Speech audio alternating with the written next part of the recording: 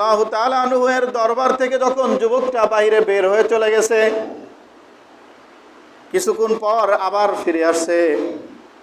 আসার পরে ওমর রাদিয়াল্লাহু তাআলা আনহুর সামনে এসে বলতেছে, আশহাদু আল্লা ইলাহা ইল্লাল্লাহু ওয়া আশহাদু আন্না মুহাম্মাদার রাসূলুল্লাহ। জোরে বলেন সুবহানাল্লাহ। ফারুক আজম ডাক দিয়ে বলতেছে, কিরে যুবক, তোকে তরবারিরা ভয় দেখাইলাম, তোর কাল্লা কেটে দেব, তারপরেও তো তুই ইসলাম কবুল করলি না। আর তোকে আমি যখন ছেড়ে দিলাম আমার দরবার থেকে বাইরে চলে যাওয়ার পরে আবার কেন এসে তুই নিজে নিজেই ইসলাম কবুল করলি? যুবক ডাক দিয়ে বলতেছে, খলিফা, তরবারির ধার আমি দেখেছি, তোমার তরবারির কেমন ধার এটা আমি দেখেছি, কিন্তু তোমার চরিত্রের কেমন ধার এইটা দেখার জন্য আমি তোমার সাথে একটা অভিনয় করেছি। পাকের নাম গুণাবলীর সাথে আল্লাহকে বিশ্বাস করা,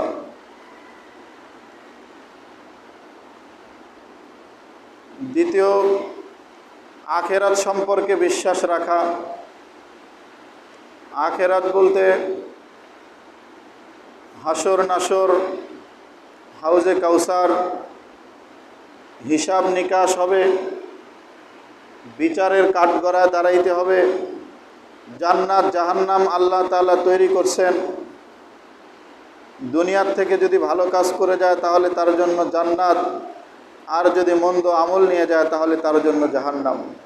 এগুলো সব আল্লাহ তাআলা পরকালে রাখছেন। এই কথার উপরে বিশ্বাস রাখাই হলো আখেরাতের উপরে ঈমান রাখা। এরপরে আল্লাহ বলছেন ফেরেশতাদের উপর ঈমান রাখতে হবে, আসমানি কিতাবের উপরে ঈমান রাখতে হবে, সমস্ত নবীদের উপরে ঈমান রাখতে হবে। অতঃপর আল্লাহ পাক রব্বুল আলামিন বান্দার মালি ইবাদতের কথা আলোচনা করছেন, যে তোমাদেরকে যে সম্পদ দেওয়া হয়েছে সম্পদ থেকে তোমরা দান করো।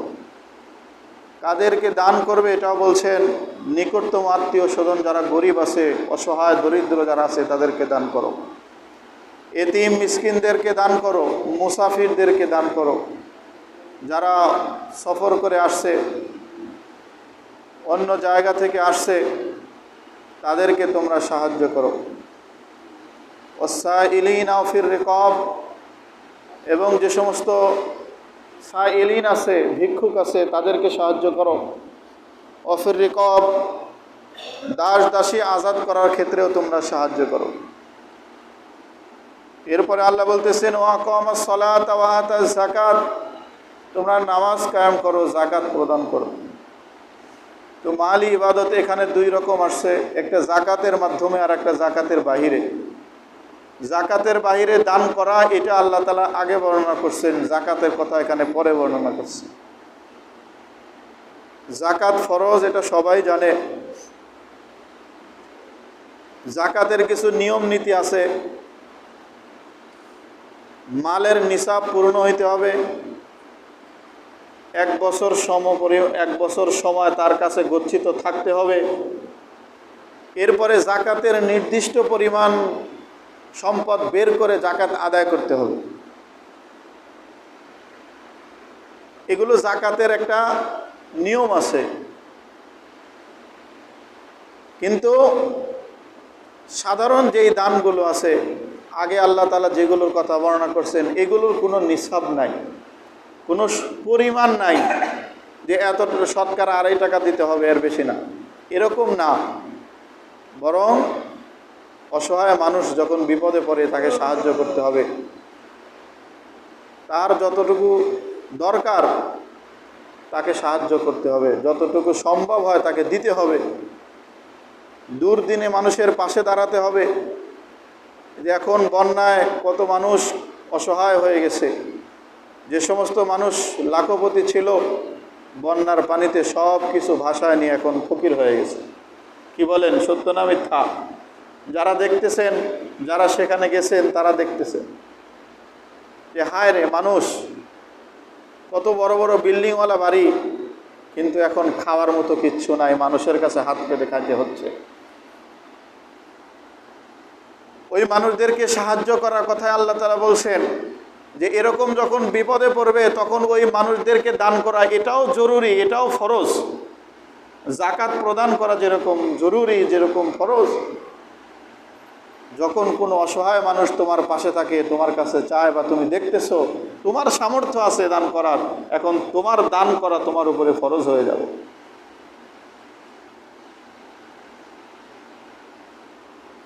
এরপরে মসজিদ মাদ্রাসা যখন যেটা প্রয়োজনের তাগিদে সেখানেও দান করা ফরজ হয়ে যায়। আমরা তো ভাবতেছি যেগুলো ওনার করলে করলাম, না করলে কিছু না, না করলে কিছু না, এটা আমাদের ভাবা ভুল। না করলে গুনাহ হবে, তার প্রমাণ আমরা এখান থেকেই পাচ্ছি। জাকাত ফরজ এটা তো আলাদা একটা বিধান, কিন্তু সাধারণ দান করাও যে ফরজ এটা আমরা এখন পাইলাম।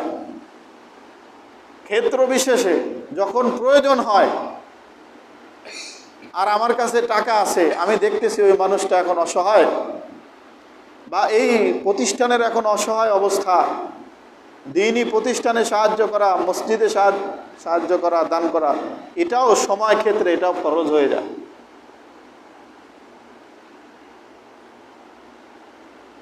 এরপরে মুআমালাতের ব্যাপারে এখানে যেটা বলা হয়েছে, ওয়াল মুফুনা বিআহদিহিম ইযা আহাদু। তাফসিরে জালালাইনের মধ্যে আল্লামা জালালউদ্দিন রহমতুল্লাহি আলাইহি উনি বলতেছেন, ওয়াল মুফুনা বিআহদিহিম ইযা আহাদুল্লাহ ওয়ান নাসা। তাফসির করছেন যে যারা মুমিন নিজেকে দাবি করবে, যারা সৎ মানুষ হিসেবে নিজেকে দাবি করবে, তারা প্রত্যেকটা অঙ্গীকার পূর্ণ করবে। এই অঙ্গীকারটা কার সাথে হবে? উনি বলতেছেন যে এটা আল্লাহর সাথেও অঙ্গীকার হইতে পারে, মানুষের সাথেও হইতে পারে। আল্লাহর সাথে অঙ্গীকার কোনগুলো? আল্লাহ পাক যে সমস্ত ইবাদতের হুকুম আমাদেরকে করছেন, এগুলো সব আমরা আল্লাহর কাছে আগে অঙ্গীকারবদ্ধ হয়ে আসছি।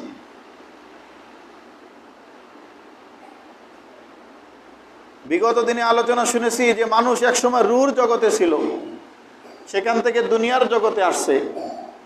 তো যখন আমরা রূঢ় জগতে ছিলাম, রুহের জগতে ছিলাম, তখন আল্লাহ তাআলা আমাদের কাছ থেকে একটা অঙ্গীকার নিয়েছে। ওইটাও কোরআনের মধ্যে আল্লাহ তাআলা বলছেন, আলাস্তু বিরব্বিকুম।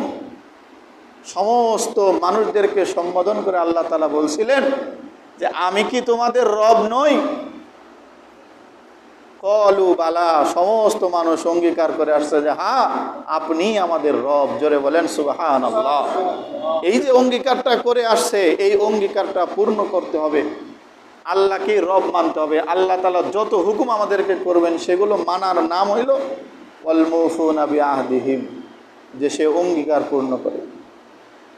জন্য আল্লাহ তাআলার ক্ষেত্রে আল্লাহর যত বিধিবিধান আছে সেগুলো মেনে চলা, আল্লাহর সাথে অঙ্গীকার পূর্ণ করা। আর মানুষের সাথে যে সমস্ত লেনদেনের ক্ষেত্রে সব সময় আমরা কথার মাধ্যমেই মানুষ সব কিছু করে, তো যে মানুষের কথার দাম আছে তার সব কিছুকেই মানুষ দাম দেয়, যে না তার ওয়াদা ঠিক আছে, সে যে কথা বলছে সেটা রাখবে, তার প্রতি মানুষের একটা আস্থা জন্মে। তো যারা মুমিন হবে তারা কথা যেটা বলবে সেটা রাখবে। এটাও বলছেন যে 100টা অঙ্গীকার করলে 100টাই পূর্ণ করবে, এমন না যে 2-4টা পূর্ণ করছে বাকিগুলো সব ভঙ্গ করছে, সে মুমিন না। মুমিন কখনো ধোঁকাবাজি হইতে পারে না, মুমিন কখনো মানুষকে ধোঁকা দিতে পারে না। আস-সাবিরিনা ফিল বাসাই ওয়াদ-দাররাই ওয়া হিনাল বাস। এখান থেকে আল্লাহ তাআলা নৈতিকতা শেখাচ্ছেন। মানুষের আখলাক চরিত্র কেমন হবে? মানুষ সবসময় নিজেকে ধৈর্য ধারণ করবে, নিজেকে সংযত রাখবে। গুনাহ সামনে আসলে গুনাহ থেকে নিজেকে বাঁচায় রাখবে, ইবাদত সামনে আসলে নিজেকে ইবাদতের মধ্যে অটল রাখবে, ইবাদত করবে। এখানেই আল্লাহ তাআলা একটা শব্দ শুধু আনছেন, আস-সাবিরিন। এটা দিয়ে আল্লাহ তাআলা নৈতিকতা বোঝা দিচ্ছে। মানুষ ধৈর্য ধারণ করবে। যে মানুষটা ধৈর্য ধারণ করে ওই মানুষটা দুনিয়াতেও সফল কাম হবে, আখিরাতেও সফল কাম হবে। কারণ আল্লাহ তাআলা বলছেন ইন্নাল্লাহা মা'আস সাবিরিন। যারা ধৈর্য ধারণ করতে পারে, সাবের বান্দার সাথে আল্লাহ তাআলা থাকেন। জোরে বলেন সুবহানাল্লাহ। সাবেরকারী, সবুরকারী যারা হবে তাদের সাথে আল্লাহর সাহায্য সব সময় থাকে। ইতিহাস সাক্ষী দেয়, ইসলামের বিজয় হয়েছে মানুষের সুন্দর চরিত্র দেখে, মুসলমানদের সুন্দর আখলাক দেখে অন্য ধর্মের মানুষ ইসলাম ধর্মে প্রবেশ করছে। যত মানুষ মুসলমানদের চরিত্র দেখে আর এদের ব্যবহার দেখে ইসলাম কবুল করছেন, তরবারির আঘাতে, তরবারির ভয় দেখে মানুষ ইসলামের নিচে আসে নাই। মুসলমানরা যুদ্ধ করছে, হযরতে ওমর ফারুক রাদিয়াল্লাহু তাআলা আনহুর জামানায় অর্ধ পৃথিবী মুসলমানদের হাতে চলে আসছিল। জোরে বলেন সুবহানাল্লাহ। সেই সমস্ত দেশ পরিচালনা করতেন মুসলমানরা। আর এই মুসলমানদের বিজয়ের পরে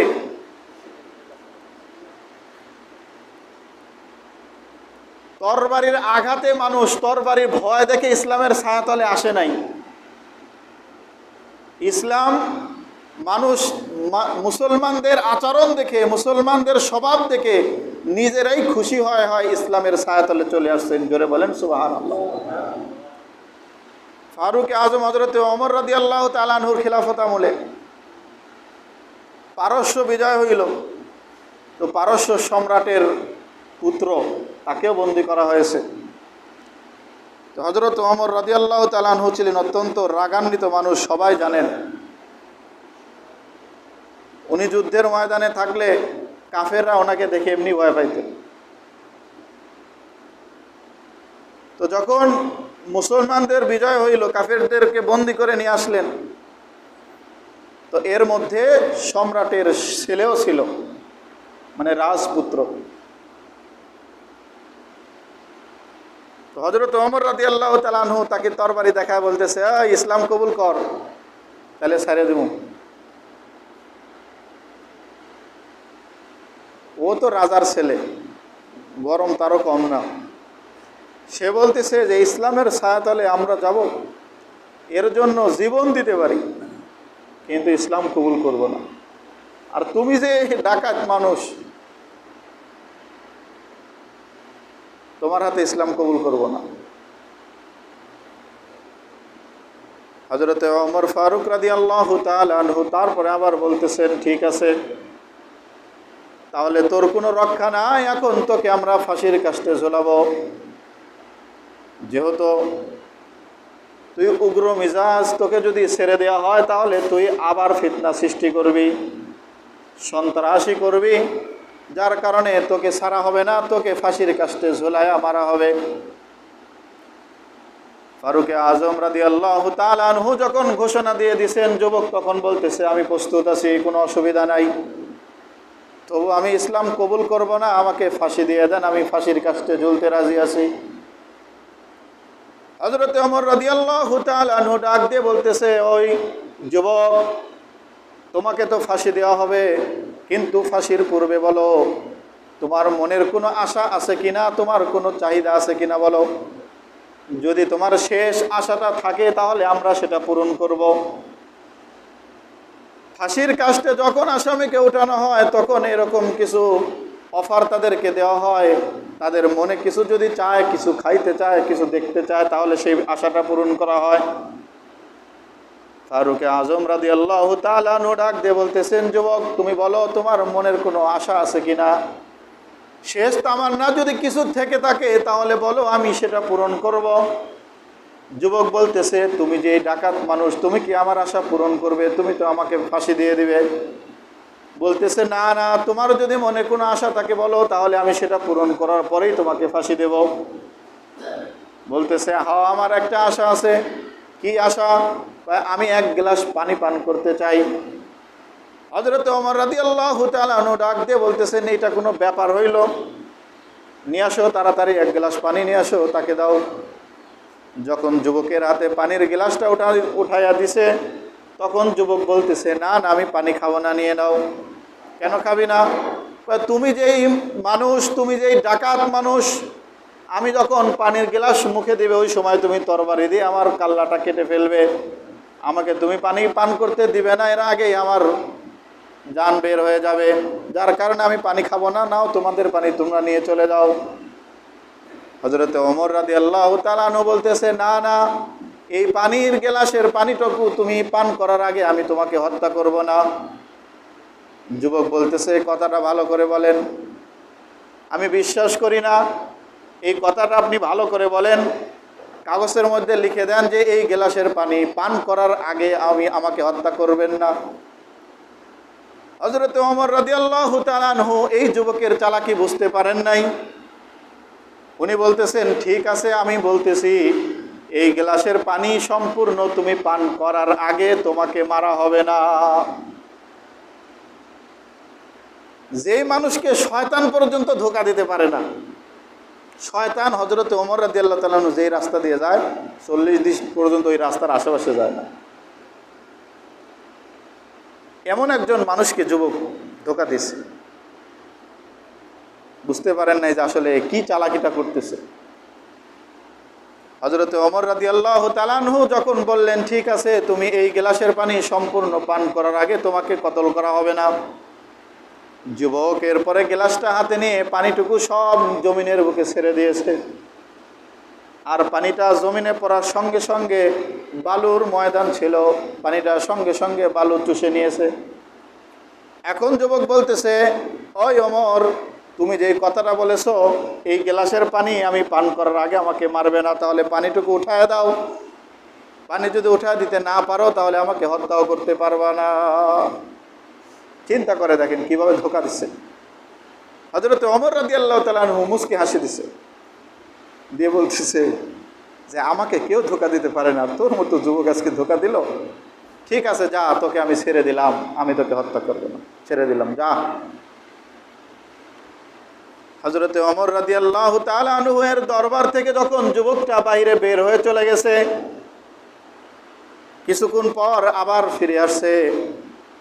আসার পরে ওমর রাদিয়াল্লাহু তাআলা আনহুর সামনে এসে বলতেছে, আশহাদু আল্লা ইলাহা ইল্লাল্লাহু ওয়া আশহাদু আন্না মুহাম্মাদার রাসূলুল্লাহ। জোরে বলেন সুবহানাল্লাহ। ফারুক আজম ডাক দিয়ে বলতেছে, কিরে যুবক, তোকে তরবারির ভয় দেখাইলাম, তোর কাল্লা কেটে দেব, তারপরেও তো তুই ইসলাম কবুল করলি না। আর তোকে আমি যখন ছেড়ে দিলাম আমার দরবার থেকে বাইরে চলে যাওয়ার পরে আবার কেন এসে তুই নিজে নিজেই ইসলাম কবুল করলি? যুবক ডাক দিয়ে বলতেছে, খলিফা, তরবারির ধার আমি দেখেছি, তোমার তরবারির কেমন ধার এটা আমি দেখেছি, কিন্তু তোমার চরিত্রের কেমন ধার এইটা দেখার জন্য আমি তোমার সাথে একটা অভিনয় করেছি। দেখলাম যে আসলে তুমি একজন মুসলিম খলিফা, মুসলমানদের খলিফা, তোমার রাগ কতটুকু আর তুমি কি পরিমাণ ধৈর্য ধরতে পারো, এইটা আমার পরীক্ষা ছিল। তরবারির ধার দেখলাম যে তুমি আমাকে তো হত্যা করে ফেলবে, কিন্তু তোমার তো একটা চরিত্র ধার দেখে বুঝলাম যে না, মুসলমানদের চরিত্র এরকমই হয়, এরা ব্যক্তিগত কোনো রাগের কারণে কাউকে হত্যা করে না। জোরে বলেন সুবহানাল্লাহ। তোমার চরিত্রের এই ধার দেখে, তোমার চরিত্র দেখে আমি স্বেচ্ছা ইসলাম কবুল করলাম, আমি আজ থেকে মুসলমান হয়ে গেছি। তো এরকম অসংখ্য মানুষ মুসলমানদের চরিত্র দেখে, মুসলমানদের সত্য